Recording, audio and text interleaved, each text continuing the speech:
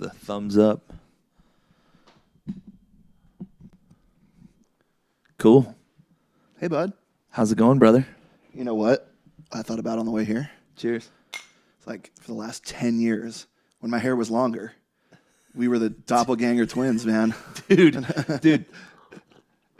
I was definitely planning on bringing that up as well as like, dude, and this is going to be a perfect, we could both got to look at the camera because I'll get a sick edit in. Yeah. Just be like, we're fucking podcast twins, dude. When my hair was longer and curlier, we were interchangeable. Just looking sexy. Yeah, absolutely. I mean, they called us what was the name? It was the sexy doppelganger twins of Austin. Yeah. I'll take that. No, I've been approached, and it hasn't happened as much lately. I think it was back in the day. It was more. I was like, I've got a fucking gut on me now, dude. Me too. Boy. But a little bit more back in the day, I would get like, "Are you Vincent Antone?" And or is your name Vince? And you'd be like, "Yeah." I don't think I ever leaned into it like that. Did you? No, but I mean, if there ever was somebody to be confused with, I'm glad it's you. You know what? my guy. Cheers again to we'll that. drink to that. Cheers again to that. Coffees, dude. Yeah, we're doing some coffees. You're on the sober life shit. I have been for a while. Yeah, I fucking love to see it. It's just nice to feel good. No hangovers, right?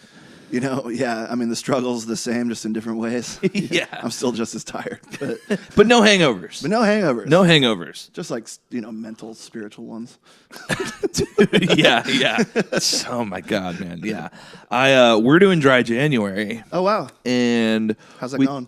It's going good, man. And we've done it the past 2 or 3 years now, and it's like every year, like we're halfway in, and I'm like, should I just fucking quit alcohol? Right, yeah. I feel better, but then I have that drink and I go, oh, this feels good too. yeah. Oh, I like this. I do like this.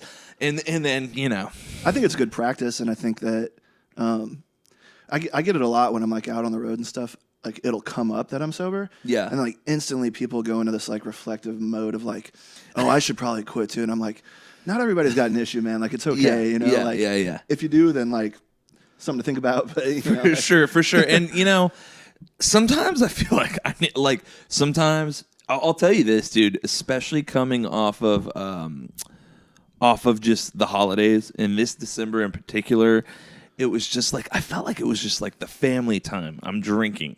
The time not with family, I'm drinking. And I was like, when dry, and then New Year's Eve, you go, okay, I've already decided I'm doing dry January. I'm going out with a bang, right and before midnight.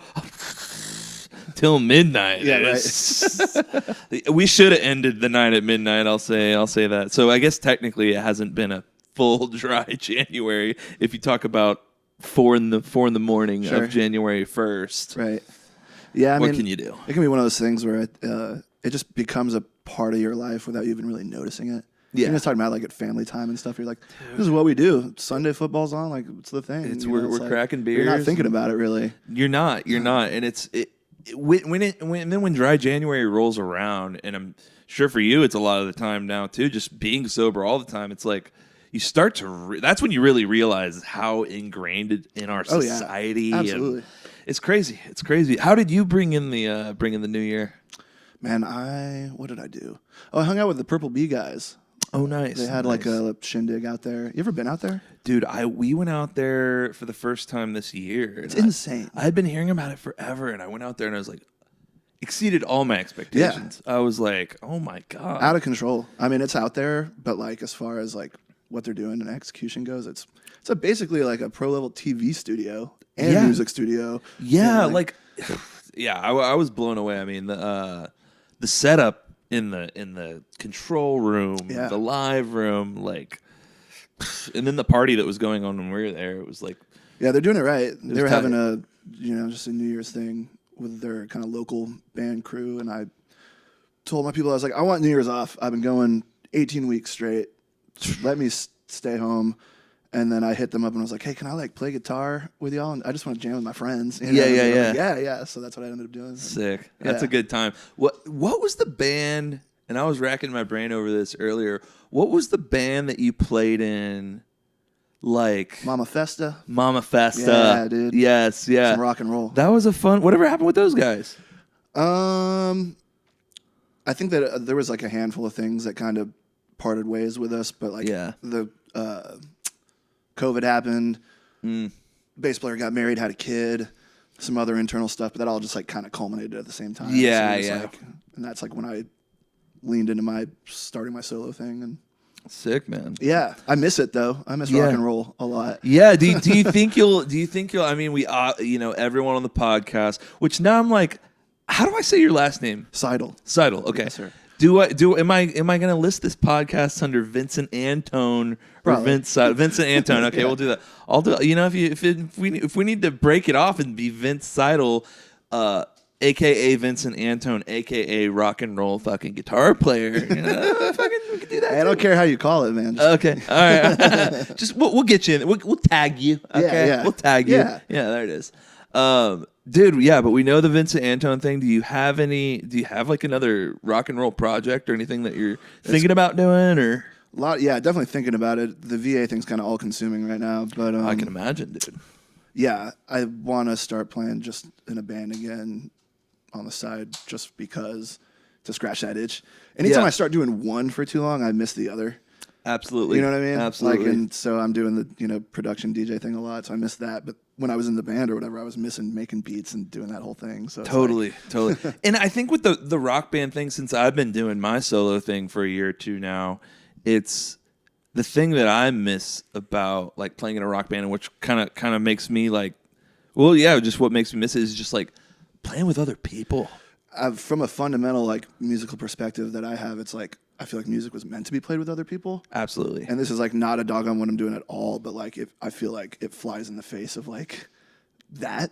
You're a core belief of how you feel about music. Sort of, yeah, and that's why I'm always like trying to bring in other things with it. Like, had the drummer for a long time, did the band thing with the horns as a part of it. Totally. Just because you can't substitute creation in the moment like that. Yeah. There's a little bit of it with my guitar and whatnot at the shows, but like for the most part, like the song is the song.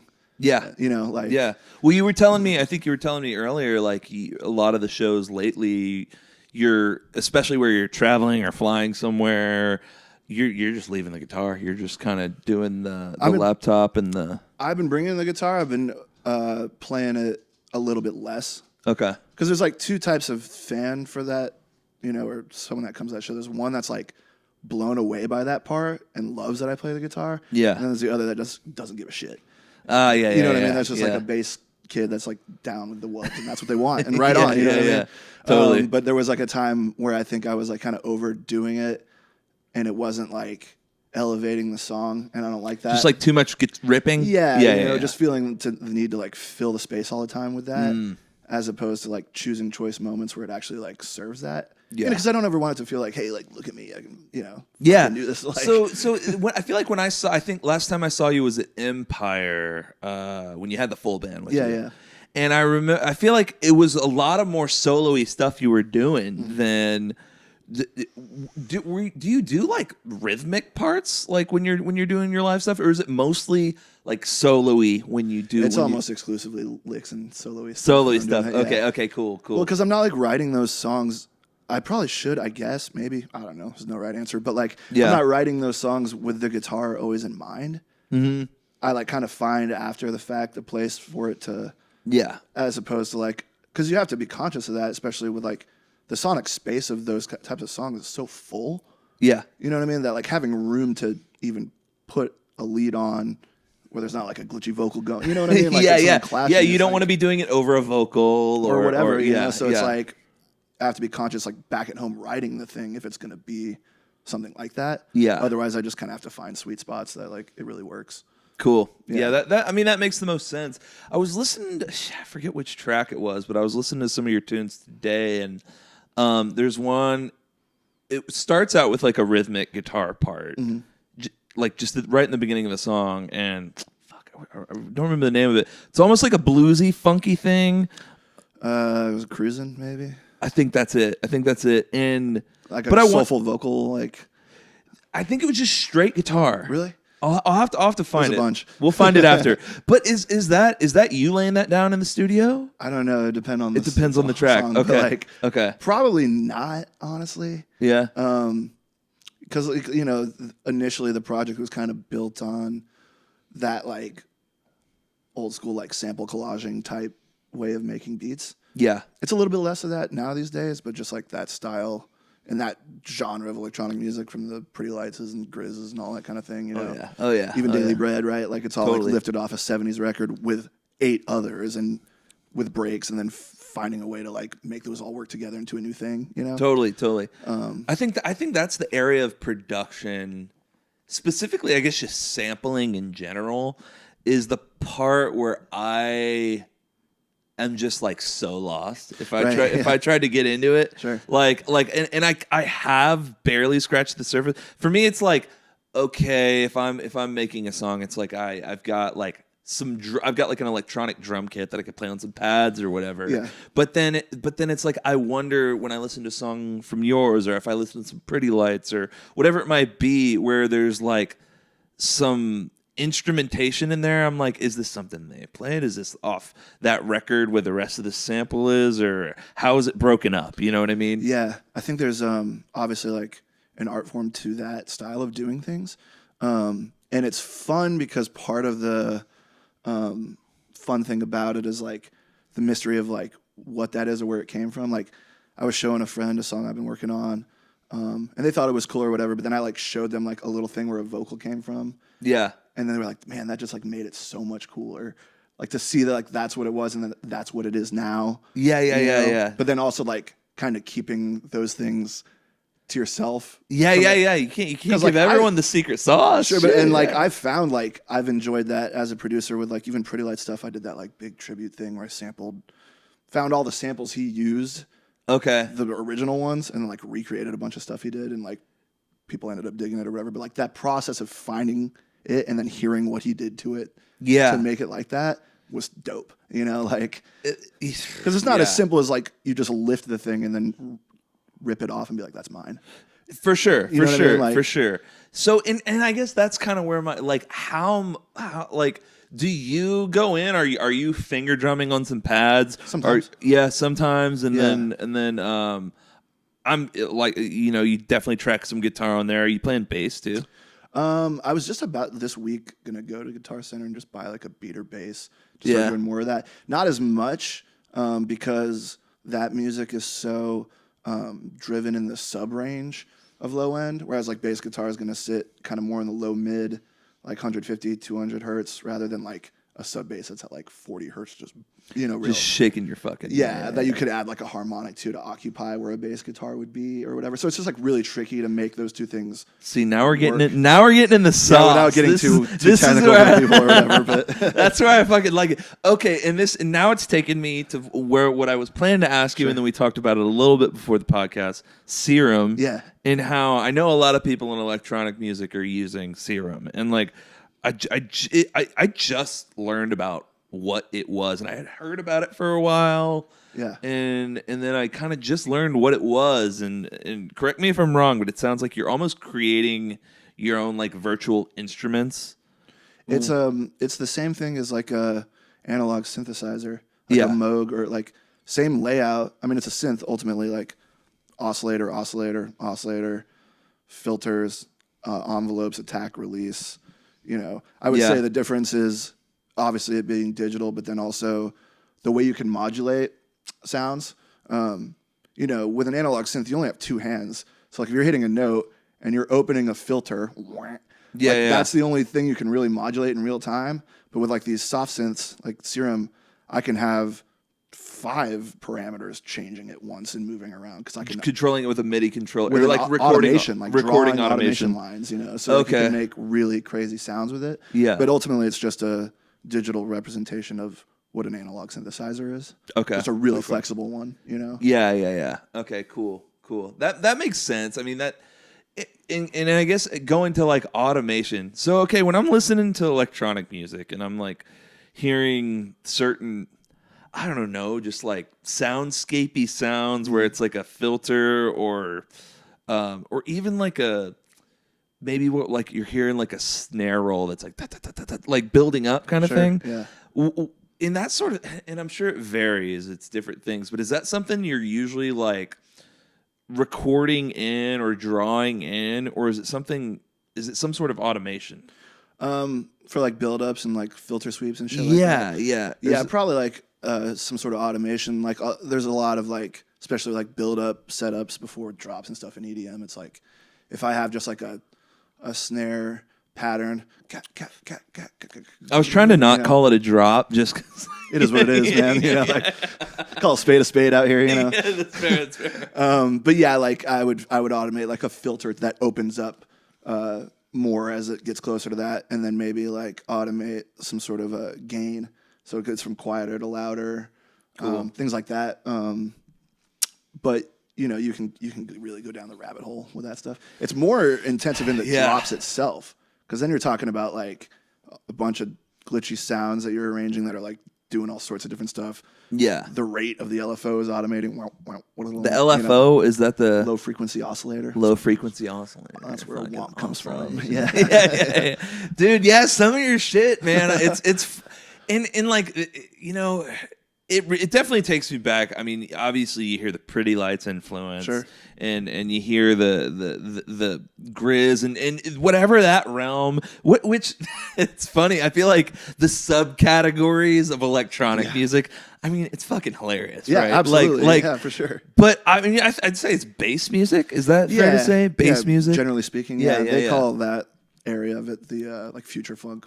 Future funk. Okay. It's been future funk for like electro a decade. funk, maybe? Electro, hip hop, soul. Yeah, okay. Yeah, fuck yeah, dude. I don't know at what time it becomes present funk, because it's been future funk for like 10 years now. We're in 2026, I know, dude. Man. Fuck. It's just current day it's funk, dude. Funk music today, dude. Yeah. Like, you know what it's funny because when I think about like the word funk, and this is some philosophical. Sure. I'm about to get fucking Let's philosophical. go, dude. All right. So funk music, when it came about, was fucking like weird. Like no one ever heard this shit. Like right when like you're talking Parliament Funkadelic, sure. Sly and the Family Stone, like it's funky in the sense of, you know, you're getting slap bass, you're getting just weird rhythmic stuff, right?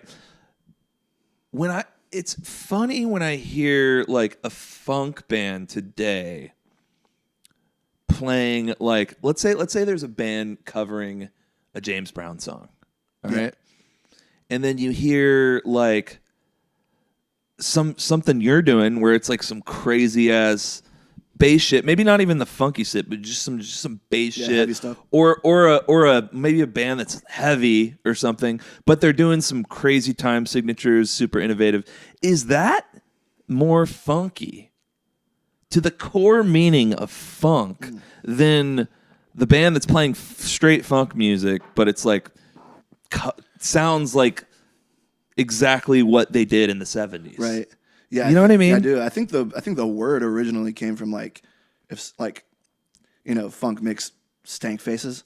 Like if something smelled bad, they called it funky. Like it smells funky because you would go, you know, got what that I mean? stank like, face. Yeah. That music made them do that. So they're like, that's funk music or whatever. Totally. But then to your point, it's like, that was very forward thinking at the time, right?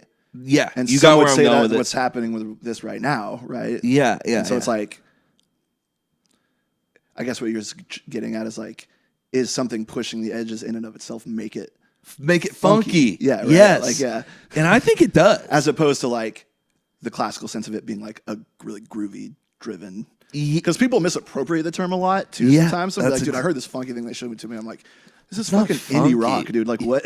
Yeah. You know? Funk would be the last word I would use to describe that. Yeah. It's just something I've always like thought about, just because it's like when something makes me do, and I think you even put it better, when something makes me go, yeah, man. You know when you hear it too, you know, like, and that's funky. That's funk. Yeah.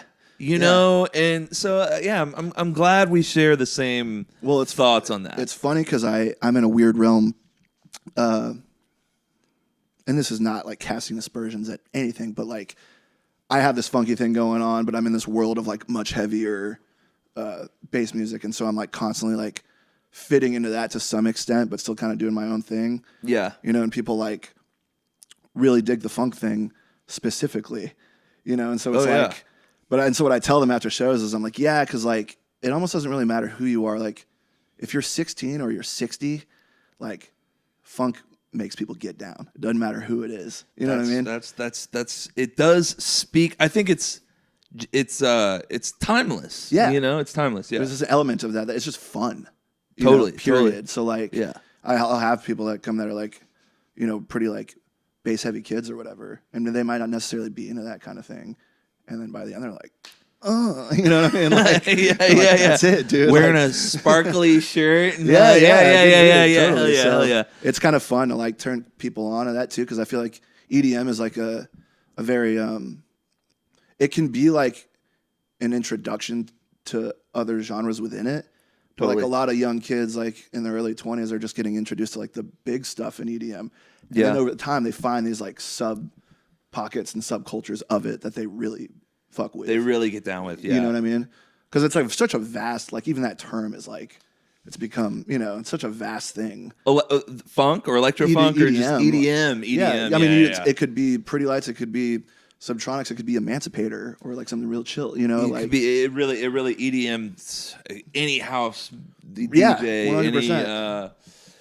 I mean, Dead Mount, you know, anything. And like anything. also, I don't think people encompassing. really realize that like most of their favorite music, like Taylor Swift's album is recorded in a DAW at the end of the day. So like depends on just how you define electronic dance music. Does it make you dance? Right. Like, is it have electricity? Right. Does it, I mean, shit. It was bounced digitally at some point. If it's got an electric guitar in it, yeah, right. Is it electric dancing? They were telling Bob Dylan, they were like, bro, cut it out with this fucking electronic music. Yeah. Like, did you watch the Timothy Chalamet? I did, yeah. I liked it. I thought it was pretty good. Yeah, it was cool. I peeped his new movie a couple weeks ago. Thought it was pretty good. Marty Supreme? Yeah. It was. Did you see it? I haven't seen it yet. It was like way less about ping pong and just way more about how fucking chaotic that dude's life was. Okay, all right. But it was entertaining. I mean, I fuck with Chalamet, so I'll check it out. I'll check it out. No, it was good. You know, I feel like he's the biggest. I feel like he's the biggest movie star of today, right? Kind of like the only like young,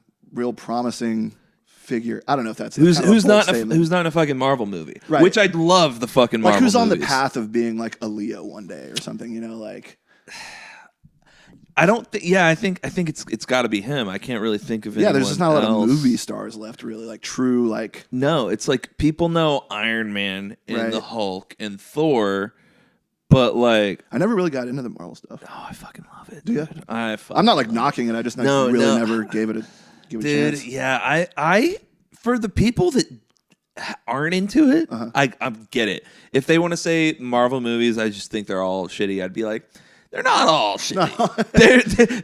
There's a few that are bad. 500 at least. Yeah, there's a few that are bad, but there's some bangers in there. Yeah, for sure. And I've seen a few. Yeah. I mean, yeah, and I mean, you know, especially when you think about like the original Iron Man or Black Panther, like those, or even like Tobey Maguire's Spider-Man. Exactly, all, you know, exactly, and you know, all these Spider-Men came back in the last one, and I think they're gonna come back in the. We don't have to go. Y'all are really on. Oh, yeah, nice. I was like, they're Avengers Doomsday, December this year. I'm already fucking stoked. Hell yeah, man. Robert Downey Jr. coming back. You have you heard about this? You know he's Iron Man, right? Obviously. Of course. Yeah. He's coming back to play Doctor Doom. Okay. In the whole Avengers. I don't know who that is. He's yeah, exactly. But it sounds like a big deal, and I'm stoked for you. Basically, yeah, he's coming back as a multiversal villain. Okay, so we'll see what happens. But nice. But yeah, back to the music thing. Sure. I got another question for you about the production side of shit. Yeah, I feel like I hear a lot of 50 Cent. From me? Yes. Yeah, sure. Yeah.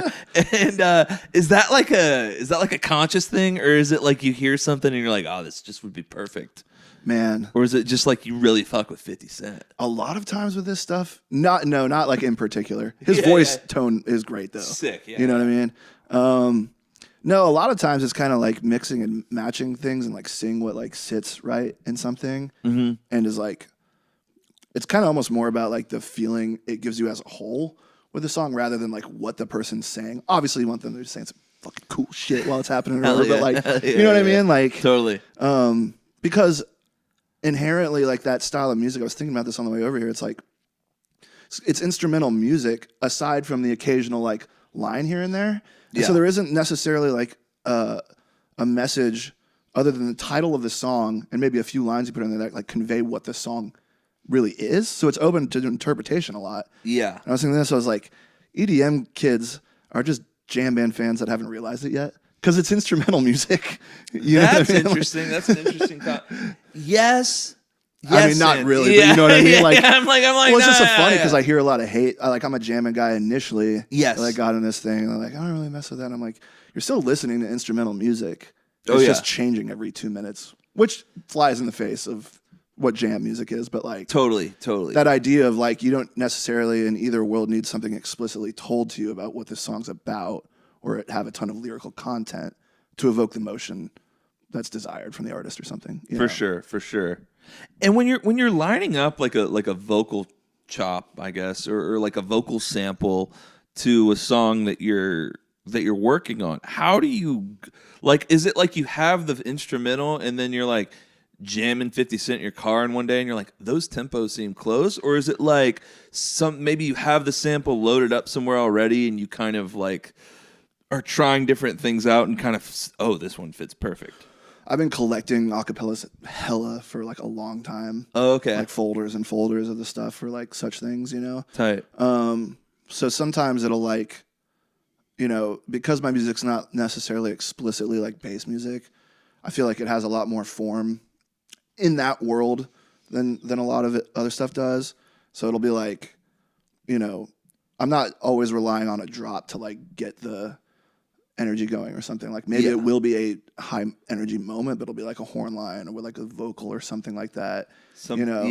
So I'm always like looking for like other ways to like, you know, smack them with something, but that isn't always necessarily like a heavy bass drop. You know, that makes sense. Yeah. And so sometimes that's like a vocal, you know, a vocal from something or whatever. That's an awesome approach. It keeps things familiar enough to somebody. Yeah, kind of reels people in. Yeah. They're like, oh well, like this is different, but like, oh, that one part, I know that feels not normal, but like familiar to me. You know, definitely. It wins a lot of people over. Honestly, I was about to say on these tours that you've been going on. I mean, what I'm doing is a fucking millennial's dream, bro. Is it? Are these gigs? Does everyone know? I mean, obviously, there's people all around the country and all around the world, I'm sure, that know who you are, know the music. I meant like the playing. music I'm making or whatever. Like people that are like around my age and they come to see this stuff or whatever. Like yes. Dude. Oh yeah, that fuck with this guy. Yeah. Oh, dude. Yeah, because it's hitting. You're getting the hip hop shit from when we were early 2000s, late 90s. when we were when we were in our fucking elementary school or whatever, and then you're getting that. Okay, we're late high school, early college, fucking electronic. Whenever Pretty Lights came onto the scene, I don't know. There's like an element of nostalgia to it for some folks. Yeah, and when you're doing these tours though, are you doing some? I imagine there's some big shows that you're doing where maybe not a lot of people know who you are, or is it a lot of the time that you're playing shows that you're headlining? I guess what is this year, or what I guess what did 2025 mostly look like last year you? was like a lot of like it was kind of half and half. Like I had that LS Dream Closey LSZ tour in the spring. Oh hell yeah. And it was really funny because it was like I was with them one night a week for like 3 months or something. And so like with the way my tours go and stuff, usually it's like I play like Wednesday, Thursday, Friday, Saturday, sometimes Thursday, Friday, Saturday, come home Sunday, home for like 2 days, go do it again. And those were always like on a Saturday. And so like, and these were like, 5, 6, 7,000 person theaters and stuff. And like, so after Saturday night, I'd be like, man, we fucking made it. Like, hell yeah. And then like next Thursday, I'm like back to doing my shit in the clubs, like on my own dates, 2 or 3 of my own shows a week, which are awesome too, or whatever. But I was like, for sure. Nope, still got some ground to go, But yeah, in those scenarios, it is a lot of like people that they're not there to see me necessarily. And so like I have an opportunity to like win over some new folks. Totally. The Grist show was kind of like that a month ago. I mean, a lot of people there like knew of me because I'm like in that world or whatever. But like, yeah, it's a different approach and it's a different set almost. That must have been Grizz's one of his first shows in a while, right? Or did he just come came back a little bit? Like this year, yeah. Yeah. Like October, yeah, not that long ago. Fucking man, I can't wait. I got to go see him, man. It is heavy now, dude. It's heavier than what it used to be? Yeah, for sure. No shit. But it's dope as fuck. Like, oh man, man, some of his shows have been some of the best times. Oh, absolutely. The guy is incredible. So no matter what he's doing. Yeah, like, yeah. So yeah, that was really cool. It was a good exercise, like that LSZ tour and some of that other stuff, and like finding out how to like give them what they want, even if it's not necessarily my shit. Yeah. And still work my stuff in there. So totally. we're getting a dose of that too. Yeah. And then what I noticed happening is I was starting to bring that back to my tours, and the people were like, "Yo, like we like your shit. Like we want to hear all your stuff." And I'm like, "Oh, okay, that's right. Like you bought a ticket to come see me or whatever. Like I don't need to like because there is like not to like placate anything, but like you do need to be aware of like who you're playing. Read the room. Yeah, 100%. You know what I mean? Because like on those shows running open air, like my job is to like anyone's job playing a show is to entertain the people that came to see you, period. Goddamn right. It's so easy to confuse that with a bunch of different things, or like, you know, when you're writing songs or whatever, or putting sets together, like mixing up what you want versus what they want. Mm-hmm. And of course, like do what you want as well, but like keep in mind that like, because people will be like, oh, like I'm playing 70% my stuff and 30% other people's stuff. And it's like that, right about it. It's like, doesn't fucking matter. Are they having a good time? And is that like what they want? Like, cool. Like that's your job. You know, totally. That's from a and I've never really I've DJ'd a couple house parties, but I've never like DJ'd or performed. Yeah, and they were a fucking awesome time. But I feel I imagine playing electronic music for you know a fucking big crowd of people that you're just like, I just want to see these people get the fuck down. Absolutely. You know, and I was wondering like how much, because you know you think about the electronic music world, and I always wonder, and I don't know if I'm involved or ingrained into one artist where I can like know what their set is from show to show. Right. But I wonder how much your set like changes show to show, or a decent amount. I mean, I'll find things that work and flow together pretty well and stick with that for a while. What's been nice about the last tour I did was like, it was a branded tour like of mine around a record I had put out, 3.5 months long tour or whatever. When it's done, it's done. And so in that scenario, I was like, well, and I think this is probably true of like a lot of people doing shows, is like you want to give a consistent show to every city. Yeah. So if someone's like, oh, I caught him on so-and-so tour in, you know, Florida, someone who saw it in Seattle will be like, oh yeah, that was a sick show, because it was mostly the same show. Yeah, lots of similarities. When I'm just doing the tour thing where it's just kind of like not branded around anything and it just kind of never ends or whatever, that's constantly evolving and changing. Yeah. And even so is the tour show, but just in a smaller way. Yeah. You know? Yeah. No, that makes sense. Like the set list is like mostly the same for a few months on my own tour. Festivals are different. Opener sets for other people are different. But that's like kind of how that goes. And then I'll retire that set. Yeah. That makes sense. Well, like parts of it you bring back. Yeah. Well, and like so also sometimes in the moment you just like pivot if something's like not working and go in a different direction too. You know, like so when you're doing and you're running your set out of Ableton, is it an APC 40? Is that what you're using? Okay. Mm-hmm. And when you've got your set in Ableton, and maybe we could talk about this later if we pull up the laptop and whatnot.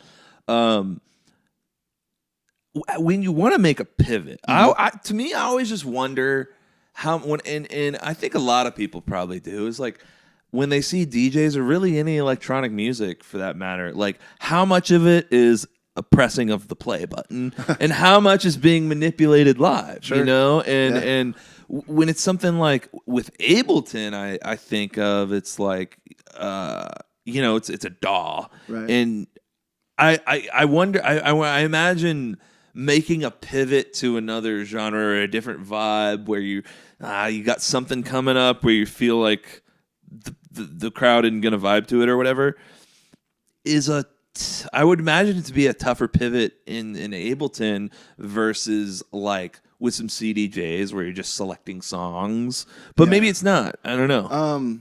Ableton is, I would say, less flexible in the. It just depends on how deep you go with it. I would say on the surface, it's less flexible with the ability to like kind of pivot things, but it's more flexible in your ability to like make the songs themselves more flexible. So like if I wanted to play a set where I had one song, but it was stemmed out into the drums, the guitar, the sample, the bass, like I could separate all those elements and then maybe loop the drums of this song. So that keeps going while I bring in the intro of the sample to this next song, and then another. You can do that, Yeah, you're playing with the stems more. Is kind of. I'm not as much. Not as much. Okay. But like, it's possible. Yeah. Whereas in the CDJs and stuff, it's like, it's just kind of a different style of mixing. But you kind of have to prepare your sets a bit more in Ableton for sure. Okay. I've just always been a controller guy, and like I've just always worked in Ableton, so that's like fascinated me more always. I always felt a little more hands on than the CDJ life, but that's just me. Have you ever done a set on CDJs? I'm honestly like embarrassingly like not that competent at it. I haven't like really spent that much time. There's one place, shout out to my boys in Louisville, Kentucky. That always they own the spot, and after this show that I play there, they always like have an afters because like that state doesn't have any liquor laws. Like Big Whiskey has like lobbied to like have.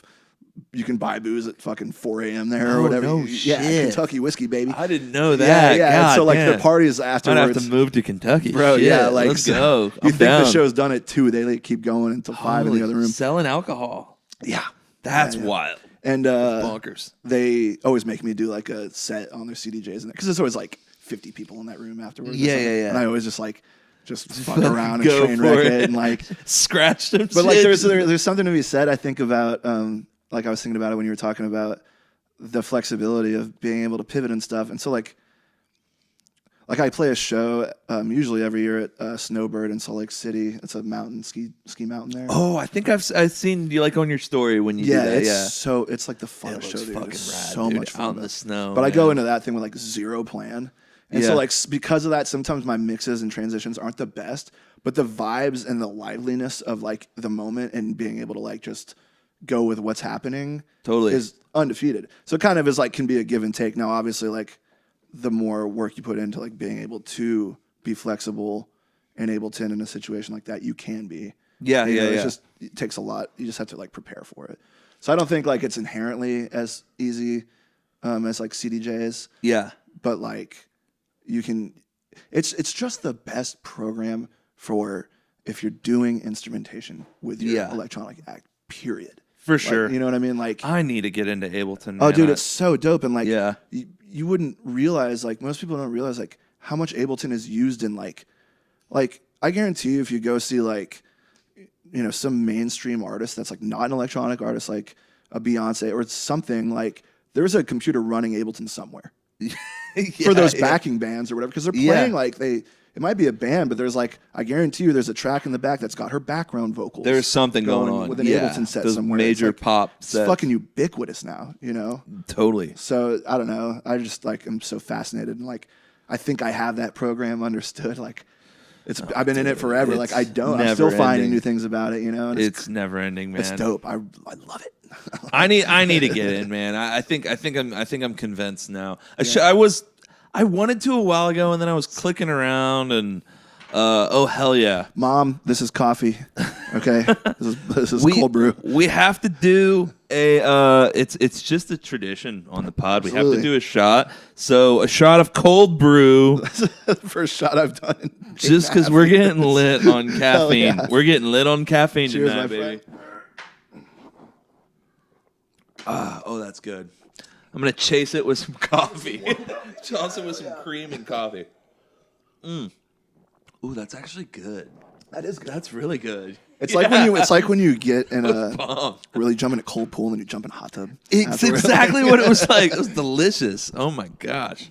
Yeah. Did you do one? No. Why are you not having one? So I'm not trying to stay up until 2 in the morning. We meant to plug a mic in for you too. On the last podcast was the first time we started. Have you been joining? Getting a mic for Nicole. Nice. We're gonna get you one in here again. We got to. Executive producer. She's the exec producer. You got to make sure shit's recording. We're recording. We're good. Watch it be like, nope, missed all of it. Like, yeah, I'd be like, you're not doing your job. That's what you get for being in Logic, dude. You got to be in Ableton, man. See, yeah, maybe we'll. No, do, Logic's awesome. I'm kidding. Like, Logic is great. Yeah. It's great for things like this. Great. I feel like it's easy to track a band. I've tracked a band. There's a handful of guys that use Logic for production, like the Floozies. If you know. Really? Yeah. They're in Logic. Marveliers is in Logic. It's a handful of guys. Man, I saw the Floozies. The last time I saw them was probably like, in this shit. When I say shit like this, it makes me feel old as shit. Yeah, like Euphoria. I 10 years ago. I or saw something. him like 12 years ago. Yeah, that was the last time I saw him. It's such a party, though, dude. And I'm like, what the fuck, man? Yeah, it was at Tipitina's in New Orleans. Yeah, in New Orleans. I forget what I was doing down there. I think we were probably there having a good time. I think I did ketamine for the first time that week, and I didn't know it was ketamine. As is tradition. Yeah, and yeah, you know how that goes. And just uncomfortable. Yeah, very uncomfortable. That was one drug I just like never could get on board with. Did it a handful of times, it just always fucked me sideways. Dude, it's same thing, man. I don't react well to that one. I know some people. I know they're prescribing it. Yeah, it's therapy for some people. I could see it being like therapy. Good in small doses for people. That was always the problem. You know, I question it though. Sure. I'm like, these people are just getting fucked up, man. You know what I mean? Whatever gets you, back to even, I guess. If you want to call it therapy, but it's like you've heard. But every drug goes through this process at some point. Like they were prescribing ecstasy for a long time. Yeah, for therapy. They were doing that with LSD. They were doing, you know what I mean? And like, yeah, no, for sure. But I don't know. It pisses me off when people like say their weeds, their medicine and stuff. I'm like, you're like fucking getting high, man. Shut the fuck up. You know, unless you got like Parkinson's where you're fucking, right? Yeah. Or something like that where it's really. But if you're telling me you're smoking weed and it's your medicine for your anxiety, I'm like that. Weed gives me does anxiety. Not help my anxiety at all. Does not help my anxiety at all. I was always dude. jealous of people that like weed like even them out. I was not one of those guys. No, me neither. I mean, it can if I'm at home and I'm super comfortable and I just got out the shower and I'm watching a movie. It's always just a question of like how much with all this stuff. Oh, yeah. Same thing with ketamine. It's like, I guarantee you all those times I didn't vibe with this because I took a bump. I was like, that's cool. Let me do more. And then I was K-holed and I was like, fuck this stuff. Like, yeah. God. It's just not it's not my cup of tea. Maybe it's for some people. I mean, someone likes everything. Some people, like I felt that way about like stimulants. It's like some people like really vibe with that. Like it was just not, I like to go slow. Yeah. I got addicted to opiates, Yeah. And that was medicine at first. It was prescribed like. No shit. Was it like some hydros or something? Yeah, man. Yeah. Overprescribed the shit out of it for like 3 months. Shit. And then, so it's like, I mean, it's funny how like, I mean, maybe it's not funny, but like, it's like if I get heroin on the street, people are like, wow, that's fucking gnarly. But if a doctor prescribes it to you in the form of a pill, people are like, what where they were back then. Oxycontin? Yeah. Once upon a time, obviously now people do not have that same view dude. Of it, like, did you watch the I think it was called Dope Sick? Was it with Keaton? Yes. Yeah, man. Fuck. Yeah. Fuck. This was like right at the time of that too. Like I was fine the next day. They gave me a 90-day script with a refill on top of it. So like 6 months worth. And I was 20, so I was like, bet. I'm ripping these, dude. And then the next 6 years of my life were terrible. Oh, God. It got progressively worse. I was all right not for a to while. laugh at your fucking... No, it's important to laugh at. It's kind of funny. Like, of course. It's fucked up. You got to laugh at fucked up things. Oh, dude, if you ever like end up in like any sort of like program, like AA rooms, like their humor's so dark. Oh yeah, they're laughing at the most fucked up stuff because you kind of have to, Yeah. Like, there's laughter is the best medicine. No. This is my fucking medicine, dude. Okay. No, I mean but it is. I mean, you have to make a joke. I mean, I look back on shitty times in my life, whether it was like a shitty breakup. You think about when you were going through it, sure, and or a time where you were just getting too fucked up. Like, you think about it, and when you were going through it and coming out of it, it just fucking sucked. Yeah. But then once you get past a certain amount of time, I think it's just time. Yeah. Then you could look back and you're like, God damn. Well, what the fuck was I doing? There's certain things in life that force you into a present moment. Yeah. I think we're like constantly always trying to like, not actively trying not to be right here, right now, but there's certain things that when they're heavy like that, force you to be in that moment. And so it's hard to see that you're like, oh, this will be something I'm laughing about in 2 years, or, Totally. Yeah, it feels like your world's crumbling. Yeah, right now. It feels like it's ending. Fucked. Your fucking life's over because this or that. Yeah. But then a little time goes by and you're like, God damn. I've been fortunate to be able to like see that around the corner a little more lately, which has been nice. That's good. Because it's like, I've never been really like an angry guy. You know what I mean? Yeah. Punch some a wall or some shit. Some people get drunk. And some people are like just have tempers, you know what I mean? And like, but being able to like recognize something as it's happening as just exactly what it is. You know what I mean? Because like sometimes like, and I'm guilty of it too, but like sometimes like people fucking crumble under something that's happening. Like that may not be a huge thing. Necessarily, absolutely. Or whatever. I guess it just depends on how you're feeling on a given day and how irritable you are, perhaps. I think it's important to like have this kind of thought too, because like you also don't know the day that people are having. Oh, absolutely. You know what I mean? I'm guilty of this as well. Dude, you know what I mean? and it's like someone, you could just be like, fuck. I mean, for me, like sometimes I'll just be like, I said that shitty thing to that person, and like, it's rarely I had no fucking reason to do that, and I was just having a fun. Man, I didn't have my coffee that morning, whatever it was, and then so now like I feel like when I'm out in the wild and like someone does something, like, what the fuck did they do to fucking motherfucker? You know what I mean? Yeah. But then I kind of remember I'm like, no, like okay, like well, it's rarely ever about that. Yeah, you give people the benefit of the doubt a little bit more. Sure. I mean, some people could cross a line, and it's good to have your boundaries, but. When you kind of think about it, it's good to give people the benefit of the doubt. Sure. It's been like important for me to like chase down the origin of something that's like bothering me or unsettling me, because it can present itself as like, this guy cut me off and I have this explosion. Yeah. Or maybe even something like more nuanced than that or whatever, but I have like, oh, it's not really about this. That is making me feel this. That's actually coming from this, and this is the thing.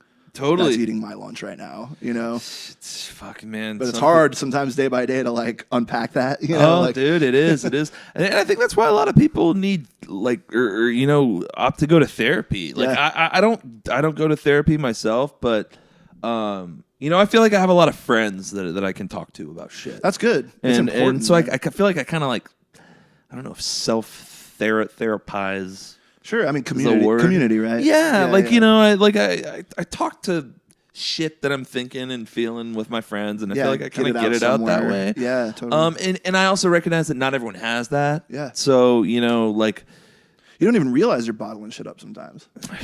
You don't until you're like talking to a stranger. Next thing you know, you're like spilling your fucking shit, dude. That happens with me a lot. I'm very like open and transparent with people, and so like I'll meet someone or like a fan or something. Next thing you know, I'm like telling them about my trauma from my childhood or something. But like, so are they, and we're like, like I'm also interested in like real stuff with people like that. Yeah. Like I want to know like what's fucked you up. I don't know if we can get into that on the podcast right now. I don't want to know those demons, brother. I'm just kidding too. Said you are one fucked up motherfucker. Oh my god. No, but it's good because it's like I don't know what the fuck we're doing here. Yeah. So let's try and figure it out together. You know what I mean? Dude, I feel like that's... For the people that get it, it's like we all land there. Right. Like that's where you have to land. And I know it's like some people say like, oh, you hear stuff like, oh, it's for the best, or everything happens for a reason. Right. You hear these things, and when you're in the middle of some shit... Sometimes you want to be like... And someone says that, you're like, fuck you, man. But then a little bit of time, and you go... yeah, it's trusting that you're going to land where you're supposed to, right? You like give it a little time. No, and I do believe that, but I know exactly what you mean, where it's like... It's just not the thing you want to hear in that moment or whatever. It's never is, man. Yeah, it's that thing of like... I've heard this before, not my original idea, but it's so good, especially in relationships or whatever. It's like do you need like someone to just listen to you right now, or do you need solutions right now? You know?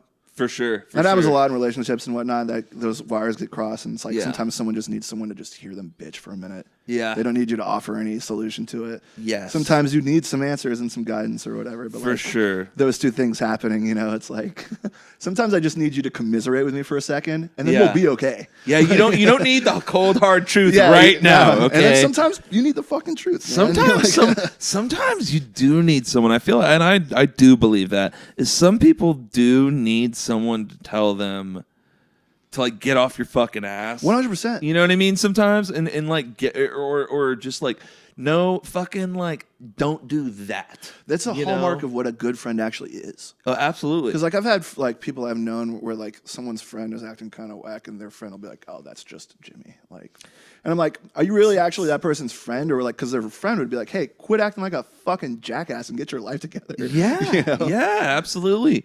And then you have some people that are all super defensive, and you can't tell them anything, and it's just. Yeah, you gotta pick your battles, I guess, when it comes to that shit. Yeah. Or pick the right friends. Shit. Yeah, you know, I've been very blessed to have like solid people around me. Same here. I've really recognized that as I've gotten older. Yeah, very grateful for it. You know. Yeah. You realize like, it's not. This is Forrest Gump. Like, I know that's something you just don't find right around the corner.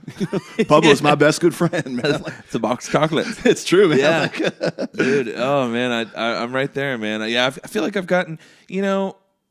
You have people that you trust, and you have people that you know fuck you up every now and then, and it's like, but you just got to take it all and learn, and then eventually you start to see through bullshit a little bit faster. Not only that, but like you need those instances of something fucking you up. You have to. You have to have that in your life.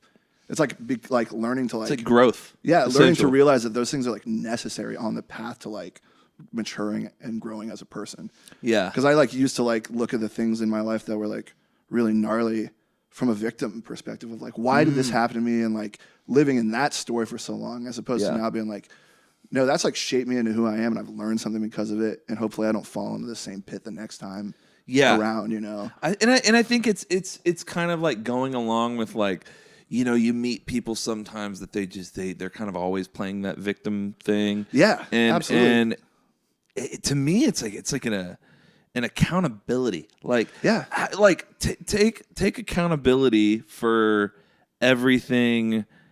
Like, even if something isn't your fault, like, where can you be accountable for this thing that you're upset about? Where can you take accountability to where you're at least shaping yourself for a better future, you know, and better. So I don't know. That's kind of how I think about it. I try to like find, even though not everything is in my control, like what can I control? Yeah, you know. Yeah, so. Absolutely. Those are like the initial like core tenets of like the sobriety stuff in the program and whatnot. Is like recognizing what you have control over and what you don't. Because like when I was in the throes of addiction and shit, like everything was everyone else's fault. Mm-hmm. It's the most selfish way I could be, really.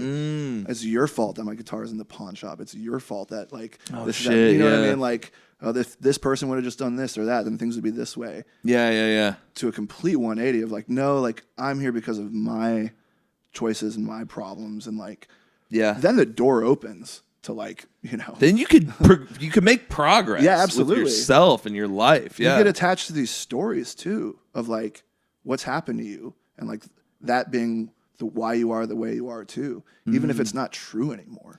You know what I mean? Like I get really attached to stuff that had like happened to me, and that became just like part of my story and why I am, with the character defects I have, why I am the way I am, as opposed to being like, that's not how it is now. Why am I living like that's the current truth? It's like, oh, you know, and then you'd be like, oh, I don't like that I did that, and I can change that. You know what I mean? Yeah. Absolutely, man. It's great. Look at us getting all deep. Oh, shit. Brother. I'm trying to figure it out. Yeah. What are we doing here, man? We're just trying to figure it out, dude. Where are we at on time, Nicole? Because I do want to dig into a little bit of music stuff. 54? Okay. All right. Well, what do you say? Yeah. What do you say? Should we plug the laptop in and fuck around for a little bit? Whatever's clever, baby. All right.